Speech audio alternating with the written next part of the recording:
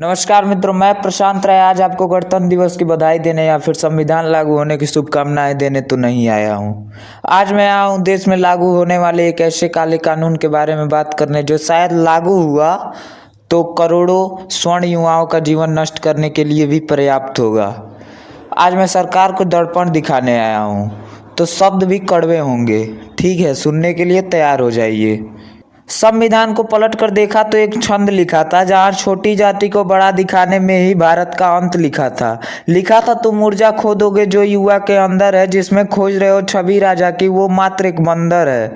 ऐसा बंदर जो सत्ता खातिर देश बेच भी सकता है, जो एक मदारी के इशारे पर घुटने टेक भी सकता है।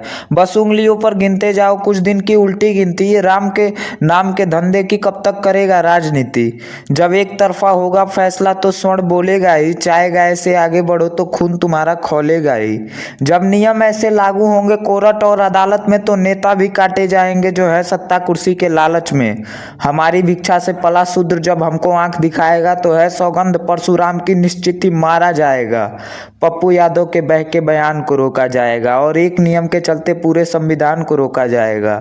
इतिहास खंगाल के देखो, उनके पिता भी कौन रहे हैं जो स्वर्ण होकर भी संसद में इस बिल पर मौन रहे हैं। वैसे भी शेर के पैर जंजीर लगाकर गधा जिताया जाता है, जो भीख स्वर्ण की दी हुई राजनीतिक शब्दों में रिजर्वेशन बताया जाता है। चाय गाय हिंदू जाति धर्म विवाद कराकर खुद को नेक कहा तो खबरदार, जो मेरे राम को अपने राम सा एक कहा तो।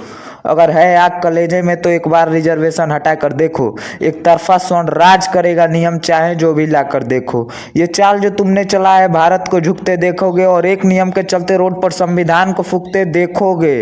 बीपी सिंह ने घाव दिया था 90 में, सरकार ने रिजर्वेशन बढ़ाकर दुखती नसों पर हाथ रखा है, तुमने फिर से यूजीसी लाकर। कुछ जंग का अंत घातक होता है, तुम सत्ता खो बैठोगे, स्वर्ण से टकराना भूल तुम्हारी जीवन से हाथ धो बैठोगे। जैसे सेना के बेटे को बंदूकों का ज्ञान नहीं देखते, ठीक उसी प्रकार बहता है खून जिसमें स्वर्ण का फिर उसको पहचान नहीं देते।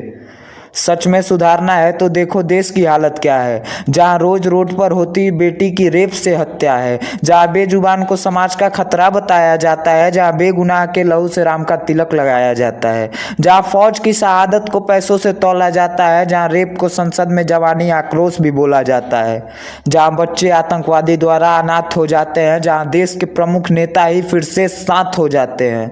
सरकार भी अच्छी लगती है जिसने साथ निभाया हो, बारिश भी अच्छी लगती है जब गरीब के सर पर छत का साया हो। लाखों गरीब भारत में भूखे पेट रोड पर सोते हैं, तो फिर किस जमीर से भगवा पहनकर हम बजरंग के होते हैं। एक माँ धूप में गोद में बेटे को लेकर भटक रही है, फिर विकास को क्यों देखूं जिस गुरूर में सरकार चमक रही है।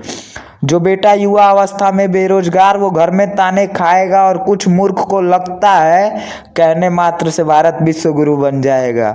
जरूरत सामान के बढ़ते दाम सामान्य मनुष्य की खरीदने की कहाँ क्षमता है। ये जो सफेद कुर्ता है, इसके चरित्र में भ्रष्टाचार रचा बसा है। जहाँ हर साल किसान आत्महत्या करता है फसल खातिर, ये आत्महत्या ही होती है सरकार की सोची समझी अटल साजिश। जहाँ हवा भी प्रदूषित हो और हर सांस की कीमत दूं, फिर किस हक से कहूँ आज़ाद हूँ खुद को और संविधान को इज्जत दूं। स्टेटस मात्र लगाने से कोई देशभक्ति अभिव्यक्त नहीं होता है, और सेना के साथ झंडा रोहण से कोई देशभक्त नहीं होता है।